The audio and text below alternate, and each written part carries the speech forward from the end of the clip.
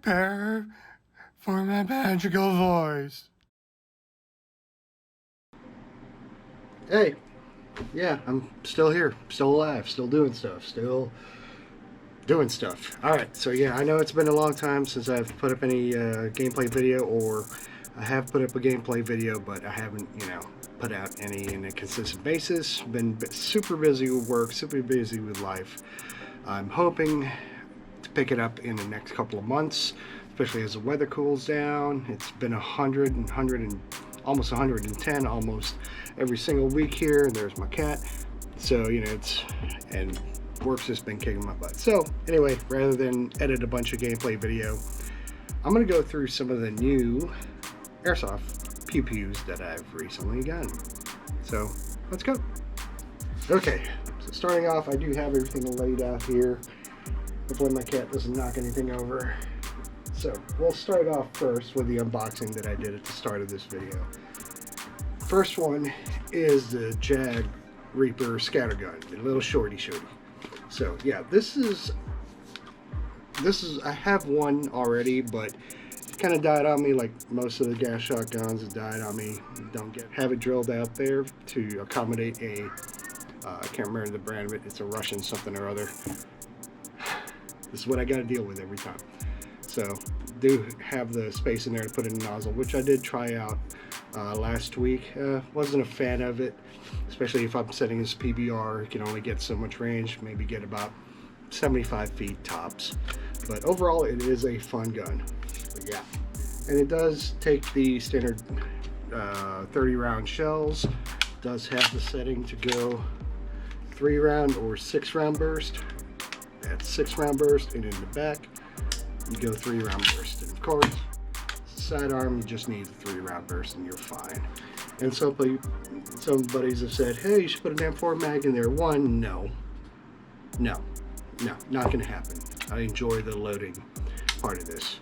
I mean, and plus, you got the grip here, and it's just gets in the way, and if I wanted to do that, I'd have to cut off part of it. And number 2, I don't want to.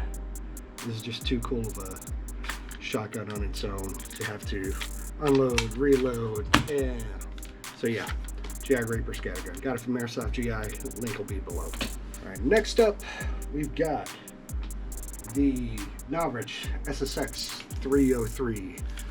It's a cool rifle. It's basically, for those not in the know, it's a Mark 23 in a carbine kit. I don't know how much it matches up with the Mark 23, but this is basically Novich's SSX 23 that's fit into this carbine kit. It's a pretty sweet looking kit. It's pretty awesome, and it's super quiet. And when I first got it, I bought it from my buddy Baker. He's this guy right here. His delicious little voice. When I first got it, it was shooting at about 350, 360 FPS with 0.28 gram BBs, which is DMR far field at D14. And this is actually what I ran the last gameplay video as well. So I went ahead and bought the nozzles to downgrade the FPS on it, and it's now shooting at 300 FPS with 0.28 gram BBs. So yeah, and it's absolutely awesome. I still run 0.36s, so with gel creep and all that, I'm restricted to 20-foot med, which is fine. I enjoy switching between the rifle and the pistol. So yeah, that's what this is. Here's the magazine. Pretty simple. Fill up your green gas right now. Shove that sticker in, and you're ready to go. Stupid quiet. I do have the fast attach suppressor from Novich as well right here, which is very on there, pretty tight. I do have a Magpul hand stop right there. I believe this was the Ranger Armory flashlight that I got from Airsoft GI's mystery box when I got that Mark 18. So sorry, you're not blinded. Of course, I got the run cam mount from Brain Exploder.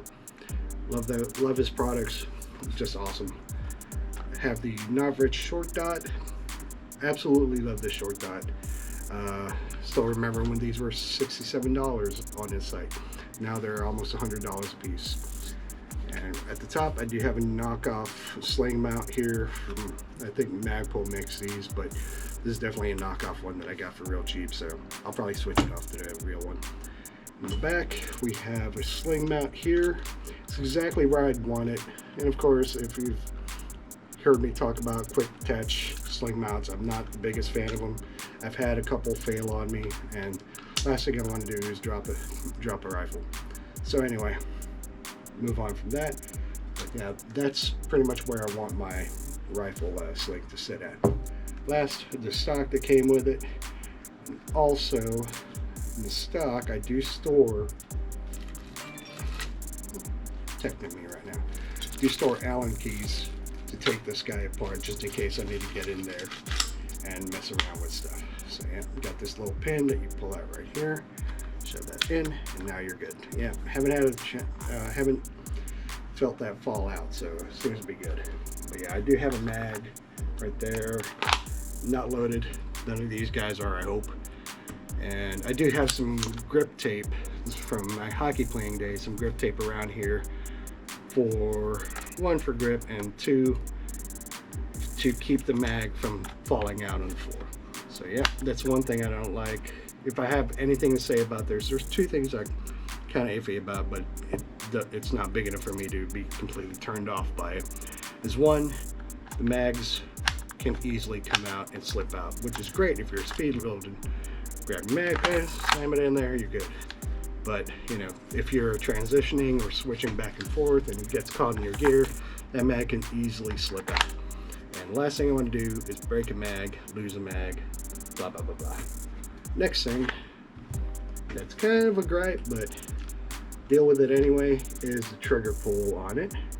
See how long? That's a long trigger pull. It's pretty heavy, pretty hefty. Brakes about right there.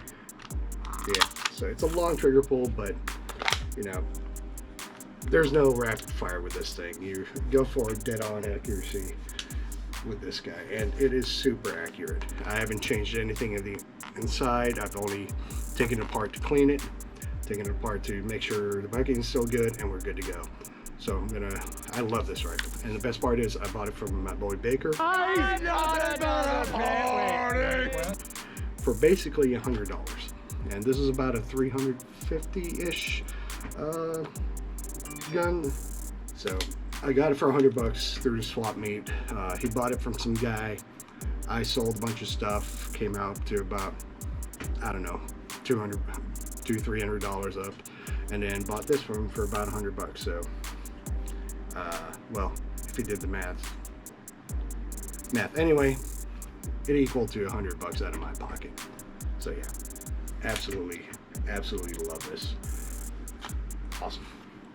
All right, next up is now my second gas blowback rifle. This is the Elite Force or Umarex UMP 45, and yes, it is the gas blowback model. It's absolutely fun. It is stupid light. It's about 3 pounds. It's all polymer, all plastic, got full destock. Of course, the red tip, that's, I'm not 100% sure if it has the counterclockwise threads on there, so I just took some permanent marker, blacked it out, make it not stand out so much. I'll probably wrap some grip tape around that as well. And it came with the Picatinny rails for the side, the bottom, and the other side. This is my grip that I got here, and that's mostly to store the, oh wow, that's super tight on there. Store an Allen key to adjust the hop up, which is right around there. I don't know if you can see that, but there's a little Allen key in there. Stick that guy in there, and just turn to the right to increase hop, turn to the left to lower hop. Easy peasy, unlike my MSK where you damn near have to take that whole sucker apart. But this is a fun little SMG, and it's gas blowback, which is awesome, which is what I love. Of course, the UMP mags cost just as much as the mags for the MSK, so about $60 a pop. Of course, I only have 3 of them right now. I got 1, 2, and 3. And how I got this, I traded my Baby Hulk LMG for it. So that green HP8 LMG I wasn't having too much fun with it, and I'll explain why I sold it and why I have that other guy back there. So yeah, this is a gas blowback, so we have all the fun. Reloads, got that, bolt release, hot, hot, hot, hot. So here we go, here's the sound. I don't know if you hear that, but that is loud. It is empty, I checked. And now it locks back, even though I did have a fully empty bag. But yeah, that's the fun part about gas blowbacks. Best part, it does have your standard safe semi-auto.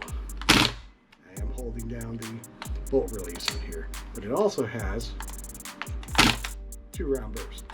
And it's stupid fast.